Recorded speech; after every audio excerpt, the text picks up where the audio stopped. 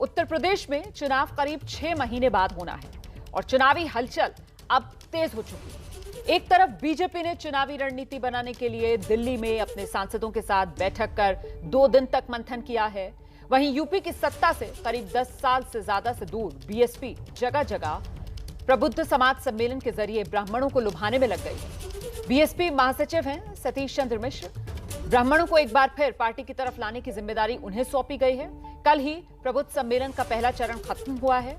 अब समाजवादी पार्टी ने भी ब्राह्मणों को अपना बनाने के लिए लंबी चौड़ी प्लानिंग की है। अगले महीने से पार्टी हर जिले में ब्राह्मण सम्मेलन करने जा रही है, जिसका नाम बाद में तय होगा। तो ये 3 तस्वीरें आपके सामने हैं जो बता रही हैं किस तरीके से उत्तर प्रदेश में विधानसभा चुनाव को लेकर तैयारियां जोरों पर शुरू हो चुकी हैं। दिल्ली में बीजेपी का मंथन 2 दिन तक चला। पार्टी सांसदों के साथ यहां पर बैठकर चर्चा की गई। वहीं दूसरी तरफ ब्राह्मण वोटर्स को लुभाने की तैयारी बीएसपी करती हुई नजर आ रही है। बीएसपी का प्रबुद्ध सम्मेलन और समाजवादी पार्टी ने भी तैयारी कर ली है। समाजवादी पार्टी प्रदेश में पहली बार ब्राह्मण सम्मेलन करने जा रही है। अगले महीने से समाजवादी पार्टी के ब्राह्मण सम्मेलन की शुरुआत होगी।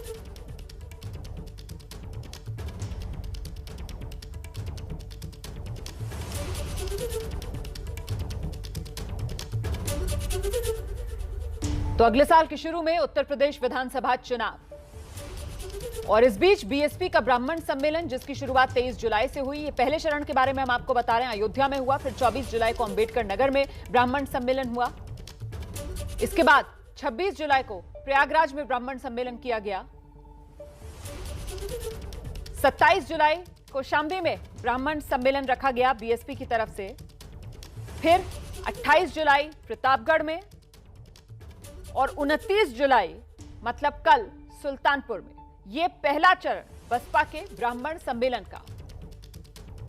तो उत्तर प्रदेश में 2022 का चुनाव और ब्राह्मणों पर सबका दाव। करीब 10% के आसपास उत्तर प्रदेश में ब्राह्मणों की आबादी है और इसी 10% वोट शेयर को लुभाने के लिए सभी पार्टियां किस तरीके से जुटी हुई हैं आप देख सकते हैं। योगी आदित्यनाथ सरकार की घेराबंदी विरोधियों की तरफ से यह कहते हुए हुई कि योगी राज में ब्राह्मणों का अपमान, ब्राह्मणों को दरकिनार किया गया। हालांकि योगी सरकार की तरफ से इन तमाम आरोपों को सिरे से खारिज किया गया, बेबुनियाद करार दिया गया। लेकिन योगी सरकार की घेराबंदी विपक्षियों ने ब्राह्मणों की अनदेखी के मुद्दे को उठाकर जरूर की। यूपी में ब्राह्मण अहम क्यों है ये जान लीजिए आप। 2007, 2012, 2017 की जीत में ब्राह्मणों ने बड़ी भूमिका निभाई और 2007 में वो जीत बीएसपी को जो मिली थी उसे बीएसपी का सोशल इंजीनियरिंग कहा गया था और उसे ब्राह्मणों के बूते मिली जीत माना गया था बीएसपी के लिए। तो अब 2022 के लिए बीएसपी के ब्राह्मण दाव पर बात करने के लिए हमारे साथ खास मेहमान बीएसपी के महासचिव, पार्टी में ब्राह्मण चेहरा, सांसद सतीश चंद्र मिश्र जी मौजूद हैं। सतीश चंद्र मिश्र जी, बहुत स्वागत आपका एबीपी न्यूज में सर, और बहुत धन्यवाद समय निकालने के लिए हमारे लिए। सबसे पहले मुझे लगता है आप ये बताइए कि इस बार पार्टी ने यूपी चुनाव में अकेले जाने का फैसला क्यों लिया है, जबकि पंजाब में तो हम देख रहे हैं अकाली दल के साथ आप लोगों का गठबंधन हो गया है। देखिए, पंजाब की बात दूसरी है, लेकिन उत्तर प्रदेश जहां तक सवाल उठता है तो उत्तर प्रदेश में बहुजन समाज पार्टी ने, हमारी पार्टी के मुखिया ने, बहन मायावती जी ने बहुत पहले इसको अनाउंस कर दिया कि हम लोग उत्तर प्रदेश में अकेले चुनाव लड़ेंगे और अपनी दम से अकेले सरकार बनाने का काम करेंगे, जैसे सन 2007 में बनाने का काम किया था। अलग अलग प्रदेश का अलग अलग समीकरण होता है और पंजाब का एक अलग समीकरण है, लेकिन उत्तर प्रदेश में पूर्ण बहुमत की सरकार बनाने के लिए अपने दम पे हम लोगों ने ये तय किया, बहन मायावती जी ने तय किया कि हम अकेले और गठबंधन करेंगे। ऐसा नहीं गठबंधन करेंगे, यहाँ की जनता से करेंगे, लोगों से करेंगे जी। लेकिन इसी यूपी में जब अस्तित्व पर सवाल उठ गया था बीएसपी के, जब 2014 लोकसभा चुनाव में खाता भी नहीं खुला था, तो फिर 2019 लोकसभा चुनाव में हमने देखा था समाजवादी पार्टी के साथ हाथ मिला लिया गया था और इसका फायदा भी मिला था आप लोगों को। देखिए, 2014 में हम लोगों को अगर खाता नहीं खुला वो एक चीज़ है। दूसरी चीज़ इसको भी ध्यान में रखने की ज़रूरत है आप लोगों को भी और सभी को कि 2014 में जो हमें 2009 में जितना वोट मिला था उससे कहीं ज़्यादा वोट 2014 में मिला था। हम लोग लगभग 2 करोड़ और 60 लाख के आसपास वोट पाए थे 2014 में, और इस देश की सबसे तीसरी बड़ी पार्टी के रूप में उभरे थे वोट नंबर पे और वोट शेयर पे और वोट परसेंटेज पे। हमारा percentage of the vote UP में कभी भी नहीं घटा है, ये बढ़ता ही रहा है और हमारा इंटैक्ट रहा या बढ़ा। तो इसलिए सीट का नहीं आई वो अलग चीज है, लेकिन कितनी सीटों पे हम लोग थोड़े थोड़े वोट से हार गए वो दूसरी चीज है। 2000 जब हम लोग गठबंधन के साथ में लड़े तब भी हमारा वोट शेयर, जो हमारा वोट शेयर था वो हमको उतना मिला, इंटैक्ट रहा। और गठबंधन के बाद या गठबंधन के बगैर भी जितना वोट मिला था उतना ही वोट तब भी मिला था। ठीक है सर, आमतौर पर तो राजनीति में आगे बढ़ा जाता है, लेकिन यहाँ बीएसपी के लिए देख रहे हैं कि बीएसपी जो वक्त का पहिया है उसको कुछ पीछे घुमाती हुई नजर आ रही है। वो जिस तरीके से 2007 में कहा गया था ना कि बीएसपी ने ब्राह्मणों के साथ मिलकर जो सोशल इंजीनियरिंग की, अब वही ब्राह्मण सम्मेलन के जरिए उसी सोशल इंजीनियरिंग को 2022 में भी प्रयोग करने की कोशिश में पार्टी, ये पहिया पीछे घूम रहा है। ये पहिया पीछे नहीं घूम रहा है, पहिया आगे घूम रहा है। आगे इसलिए चल रहा है क्योंकि हमारा, देखिए, हाथी जो है वो पीछे कभी नहीं, आपने उसको पीछे चलते हुए नहीं देखा होगा। हाथी हमेशा आगे कदम बढ़ाता है और आगे बढ़ता रहता है। और यहाँ पर भी यही हो रहा है कि हाथी जो है आगे बढ़ रहा है। और सोशल इंजीनियरिंग जिसकी बात चर्चा लोग कर रहे हैं कि, तो प्रश्न चिन्ह लगा रहे हैं कि सोशल इंजीनियरिंग आप क्यों कर रहे हैं। सोशल इंजीनियरिंग हम लोगों ने 2007 में अगर की थी, ब्राह्मण समाज का दलित समाज के साथ में भाईचारा अगर बनाया, इस समाज में दूरियां जो लोगों ने खड़ी कर रखी थी उसको अगर ख़त्म करने का काम किया, तो उसका श्रेय देना चाहिए और बीएसपी को देना चाहिए। और अगर उसी को आगे बढ़ाते हुए हम लोग 2021 और 22 में आज जिस तरीके से उत्साह मिल रहा है हमको, खाली ब्राह्मण समाज नहीं, हमारे दलित समाज के भाई बहन इतने उत्साहित हैं कि आज ये भाईचारा जो था वो बहुत और मजबूती से आगे बढ़ रहा है। और इसको बढ़ाने, सोशल इंजीनियरिंग नाम तो तभी से शुरू हुआ जब बीएसपी ने शुरुआत की। उसके पहले सोशल इंजीनियरिंग की कौन बात करता था, कौन चर्चा करता था जी। कभी भी हमेशा जात के नाम पे लड़ाओ भिड़ाओ, लेकिन हम लोगों ने मिलाने का काम किया। हमारी पार्टी की शुरू से सोच रही है, हमारी पार्टी के नेता का नारा ही है, सर्वजन हिताय सर्वजन सुखाय, और सबको साथ में लेके चलो। 2007 में जब सरकार बनाई थी, आपने देखा, ये नहीं कि लोग कह सकते खाली ब्राह्मण समाज ने बढ़ चढ़ करके और साथ दे करके सरकार बना दी तो खाली ब्राह्मणों को बढ़ाने का काम किया गया, ऐसा नहीं है। सर्व समाज के लोगों को, अगर ब्राह्मणों को बढ़ चढ़ करके बहन मायावती जी ने उस समय उनकी जो उन्होंने योगदान दिया, उन्होंने तवज्जो दिया, मंत्री बनाए, एमएलए बनाए, एमएलसी बनाए, विधान परिषद का अध्यक्ष बनाया, अधिकारियों में, और लोकसभा में, राज्यसभा में हमको लीडर बनाया, लोकसभा में भी डिप्टी लीडर। ये सारी चीज़ें ब्राह्मण समाज को सम्मान देने के लिए कि आपने इस भाईचारे को बनाया और इस प्रदेश में जो जात के नाम पे लड़ाने का काम चल रहा है उसको ख़त्म करने का काम कराया। तो इसको लेकर के हम अगर दोबारा आगे बढ़ रहे हैं, फिर से आगे बढ़ रहे हैं, तो इसमें परेशानी नहीं होनी चाहिए, बल्कि लोगों को स्वागत करना चाहिए। और आप देख रहे हैं कि आज क्या हो रहा है, आज सभी लोग हमारे पीछे पीछे चल पड़े हैं, कह रहे हैं कि हम भी करेंगे, हम साइकिल निकालेंगे, हम रथ निकालेंगे, हम भी आगे यही करेंगे। चलिए, अगर भाईचारा बनाते हैं सही माने में, उस तरीके से नहीं कि मुंह में राम और बगल में छुरी, अगर उस तरह से भाईचारा बनाते हैं जैसे बहुजन समाज पार्टी ने बनाया, तो सभी का स्वागत रहेगा कि आप भाईचारा बनाओ, यही तो हमारा उद्देश्य है। ठीक है सर, आप लेकिन जिसे भाईचारे का नाम दे रहे हैं, मतलब समाज की दूरियां पाटने की बात जो आप कर रहे हैं इस सोशल इंजीनियरिंग से, जो आपके विरोधी हैं वो तो ये कहते हैं कि साहब बीएसपी जो है वो सत्ता से दूरी अपनी खत्म करने के लिए ब्राह्मण शरणम गच्छामि, और साथ ही साथ दलितों की पार्टी जो है वो राम भक्त भी बन गई है। सर, इसके पीछे का गणित भी जरा समझा दीजिए।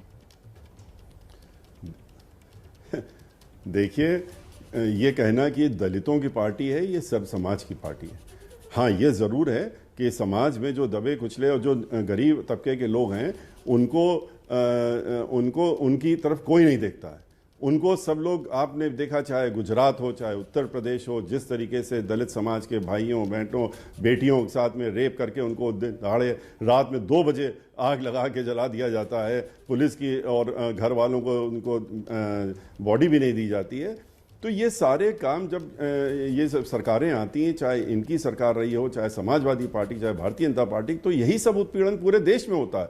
लेकिन आज अगर बहुजन समाज पार्टी का आप रिकॉर्ड देख लेंगे उठा करके, तो 5 साल में तो पूर्ण बहुमत के अकेले दम पे सरकार बनाई थी, और जो करके दिखाया, एक भी दंगा फसाद नहीं, एक भी लड़ाई झगड़ा नहीं, अगर किसी ने पार्टी के व्यक्ति ने भी, अगर एमपी ने, सिटिंग एमपी ने भी अपने हाथ में कानून लिया, तो बहन मायावती जी ने 17 दिन हुए थे सरकार बने हुए और उसको घर में बुला करके उसको जेल में भिजवाने का काम किया। 5 साल तक वो जेल में रहा।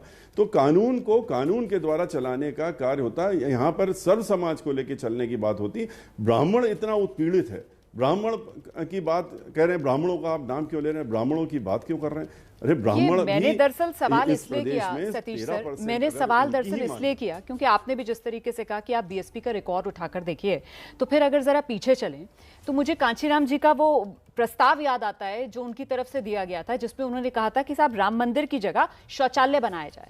1989 में फैजाबाद में भाषण देने के दौरान उन्होंने ये प्रस्ताव दिया था। आप सहमत हैं इससे?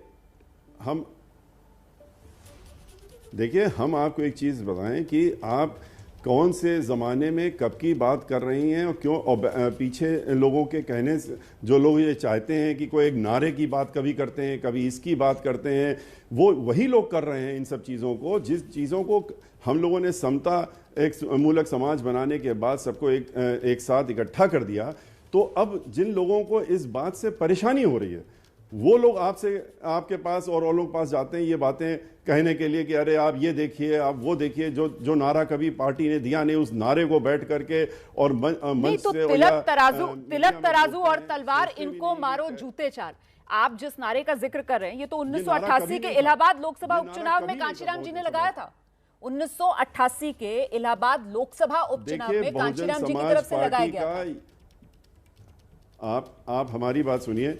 हम 2002 से तो पार्टी में 20 साल से तो हम खुद ही हैं, ठीक है, और 20 साल में हमने अपने सामने एक बार भी ना इस तरह के नारे को सुना, और ना अगर आप कहें कि 1000 वर्ष पहले, 1000 वर्षों से दलितों को उत्पीड़ित किया जा रहा है, परेशान किया जा रहा है, उनको सबसे नीचे स्तर में रखा गया है, उनके लिए तरह तरह के शब्दों का प्रयोग होता है, तो वो बातें तो आप इतिहास में जाने का काम करेंगे। आप आज के परिवेश में देखिए, अगर इन सब चीज़ों को समाप्त करके, ख़त्म करके एक समतामूलक समाज बनाने की योजना के आगे बढ़ रही है पार्टी, तो उसका बढ़ावा करना चाहिए। तो आज के परिवेश की हकीकत बताइए ना, आज के परिवेश की हकीकत क्या है बीएसपी की?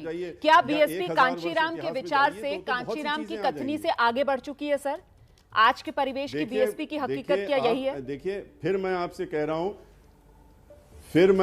कह रहा हूं कि आप इतिहास के पन्नों में जाना चाहती हैं, और जो इतिहास के पन्ने हमने नहीं पढ़े हैं और ना हमने देखे हैं और ना हमने सुने, तो हम आपसे वर्तमान की बात कर रहे हैं। 20 वर्षों से जो बहुजन समाज मैं पार्टी बिल्कुल आपसे ये सवाल इसलिए कर रही हूँ क्योंकि ये वो बुनियादी सवाल है जिसे लेकर बीएसपी, ये जो सवाल इसलिए किए जाते हैं कि समाज को फिर से तोड़ो। ये सवाल इसीलिए करे जाते हैं, जो भी उठाता है आपके सामने वो इसीलिए उठाते हैं कि ये समाज को जोड़ने मत दो, ये समाज को तोड़ो, और तोड़ेंगे नहीं तो राजनीति कैसे करेंगे? अंग्रेजों वाली राजनीति, समाज को बांटो, तोड़ो और राजनीति करो। यहाँ राजनीति के लिए हम लोग नहीं कर रहे हैं। हमारी पार्टी एक मिशनरी पार्टी, हम लोग मिशन के हिसाब से चलते हैं और तय करते हैं कि अब क्या हमारा मिशन है। हमारा मिशन ये है कि इस प्रदेश में समतामूलक समाज क्या कांचीराम के विचार और कथनी से ये बीएसपी जो है, जब से आप पार्टी में आए 2002 से, आप बार बार जिक्र कर रहे हैं, आगे बढ़ गई है? आप उसमें जा रहे हैं जिसका जवाब हमने आपको अभी दे दिया। हमने उसका जवाब आपको अभी दे दिया। हमने बता दिया कि हम जिस परिप्रेक्ष्य में हैं, जिसमें आप हैं इस समय, आप जो पिछले 20 वर्षों से आप देख रहे हैं, हम उसमें आगे बढ़ने का काम कर रहे हैं। आप पीछे ढकेलने की बात, लेकिन जब आप आगे बढ़ते हैं सर, तो दलित वर्ग से ही कुछ सवाल उठेंगे करने के लिए। इसमें युवा दलित नेतृत्व जो चंद्रशेखर है, उत्तर प्रदेश से ही आते हैं, उनको लेकर मेरे पास आपके लिए एक सवाल है। जी सुन लीजिए, सवाल सुन लीजिए कि हमने देखा था किस तरीके से 2014 में मायावती चंद्रशेखर के लिए सहारनपुर पहुंची थी। दलित को आप मेरी सुन लीजिए जी, आप सुन लीजिए, दलित वर्ग को आप लोग चाहे जितना भी, अब कोई भी, आप नहीं, मैं आपके ऊपर कुछ नहीं कह रहा हूं, आप लोग तो, आप तो वही कहेंगे जो लोग आपसे कहेंगे कि जो लोग जितनी भी कोशिश कर लें कि दलित वर्ग को अंदर कोई वो इस तरह की फूट डालने की कोशिश करें, ये करें, दलित वर्ग इतना उत्साहित है इस भाईचारे से कि ब्राह्मण समाज से ज्यादा दलित समाज के लोग उत्साहित हैं। लेकिन जिनकी रोटी नहीं सिक रही है, जिनकी रोटी अब पकना बंद हो गई है, उन्हीं को परेशानी है और किसी को परेशानी नहीं इस चीज की। सर चंद्रशेखर, आप उनको मानते हैं कि वो दलितों में एक युवा नेतृत्व को धार देने की कोशिश कर रहे हैं। उनकी तरफ से बीएसपी को कटघरे में यही कहकर खड़ा किया जाता है कि बीएसपी जो है वो सत्ता के लालच में जो दलित वर्ग था, जो वंचित वर्ग था, उसकी आवाज उठाना भूल गई है। आप किसकी बात कर रही हैं? जो समाजवादी पार्टी के साथ कह रहा है कि हम मिलकर के चुनाव लड़ेंगे, जो कह रहा है कि हम इनके साथ मिलकर के चुनाव लड़ने का काम करेंगे, और जिनके साथ में कितने लोग हैं वो आपको भी पता है, सब पूरे प्रदेश को मालूम है कि जो खड़े भी हैं उनके साथ में उन्होंने खुद बयान दे रखा है कि देखिए वोट तो हम बहन मायावती जी को देंगे, हाथी पे ही लगाएंगे, क्योंकि सरकार हमें अपनी बनानी है। हमें मालूम है कि यहाँ पर इनके साथ में रहने के बाद क्या हो रहा है, कहां से पार्टी चलाई जा रही है, कौन पीछे से क्या कर रहा है, ये तो पूरे प्रदेश को मालूम है, आपको भी जरूर मालूम होगा। तो सर, दलित युवाओं को अपने साथ जोड़ने के लिए क्या हम इस बार मायावती जी के भतीजे आकाश की कोई महत्वपूर्ण भूमिका देख सकते हैं? क्या वो सीधे चुनाव मैदान में उतर सकते हैं? नहीं, आकाश जी के साथ देखिए, आकाश जी हमारी पार्टी के हमारे ऑल इंडिया कोऑर्डिनेटर हैं जी, और यंग फेस हैं। दलित समाज के लोग और अन्य समाज के भी जो नौजवान के लोग हैं वो उनके साथ में बहुत ज्यादा जुड़े हुए हैं। और आज के रोज खुशी की बात यह है कि नौजवान लोग जो हैं, हमारी पार्टी ने भी कहा कि 50% नौजवान होने चाहिए। नौजवान लोग जो हैं वो इतनी तेजी से जुड़ रहे हैं कि हम लोगों का सबका उत्साह बढ़ रहा है देख करके, जैसे आकाश आनंद जी के साथ में जुड़ने का काम कर रहे हैं वो लोग। ठीक है सर। और सर, जातीय पूरे प्रदेश में, पूरे देश में घूमे हैं वो, तो देश में गए, जहां जहां जिस प्रदेश में गए वहां पर भी उनके साथ में सैकड़ों की संख्या में नौजवानों ने आकर के और अपना जोरदारी से उनके साथ में खड़े होने का ऐलान किया। ठीक है सर, चुनाव लड़ेंगे या नहीं लड़ेंगे? आकाश, चुनाव लड़ेंगे या नहीं लड़ेंगे? देखिए, चुनाव हम लोग चुनाव नहीं लड़ रहे हैं, ना हम चुनाव लड़ रहे हैं, ना वो चुनाव लड़ रहे हैं। हम लोग पार्टी को मजबूती कर रहे हैं, मजबूती दे रहे हैं।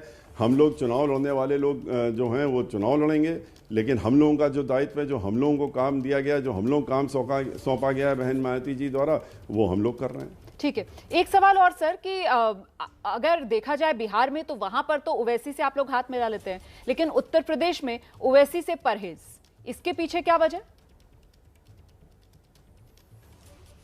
देखिए, बिहार में भी आपको अच्छी तरीके से, शायद आप फिर से हमको ये कहना पड़ा, आप एक बार वो पन्ना बिहार का पलटवा लीजिए और आपको मिल जाएगा कि हमने ओवैसी के साथ में कोई वहाँ गठबंधन नहीं किया था। हमारा गठबंधन कुशवाहा जी के साथ में था, उनकी पार्टी के साथ में था।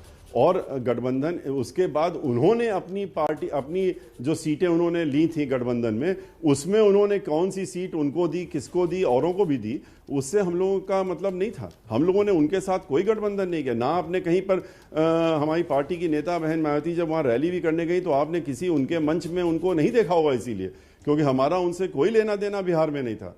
और उत्तर प्रदेश में तो सवाल ही नहीं उठता, क्योंकि फिर से आपको मालूम है कि वो भी क्यों चुनाव के मैदान में आ रहे हैं और क्यों लड़ रहे हैं और क्या कर रहे हैं। क्यों आ रहे हैं सर? आप ही बता दीजिए, क्यों आ रहे हैं, क्यों लड़ रहे हैं? आपको पता, आपको सब पूरे प्रदेश को पता है कि वो चुनाव में किसके कहने से लड़ने आ रहे हैं, कौन सी पार्टी उनको लेकर के पूरे देश में घूम रही है, उत्तर प्रदेश में भी लेके आई है। आप खुलकर नहीं कह रहे हैं, किसके बारे में कह रहे हैं आप? अरे खुल करके क्या, भारतीय जनता पार्टी का नाम आप सुनना चाहती हैं, सुन लीजिए।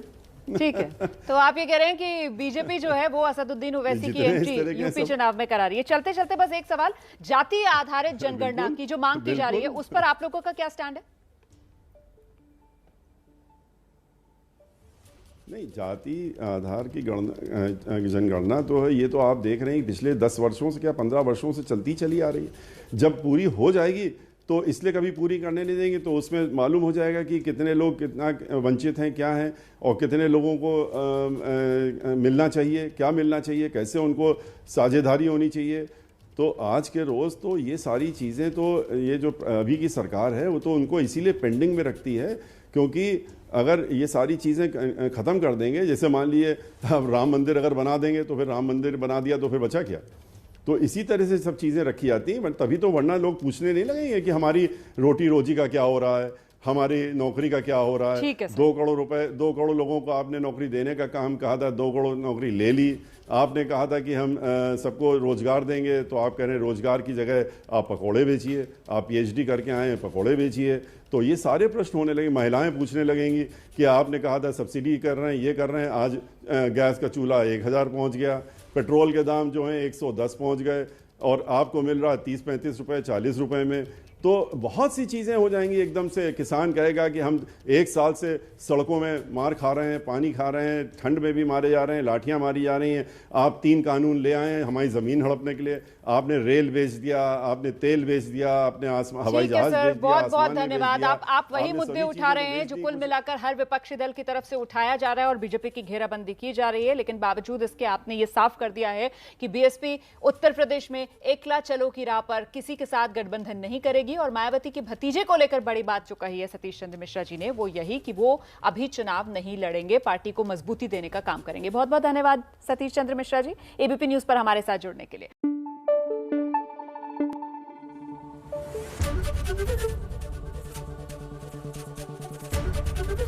एबीपी न्यूज आपको रखे आगे।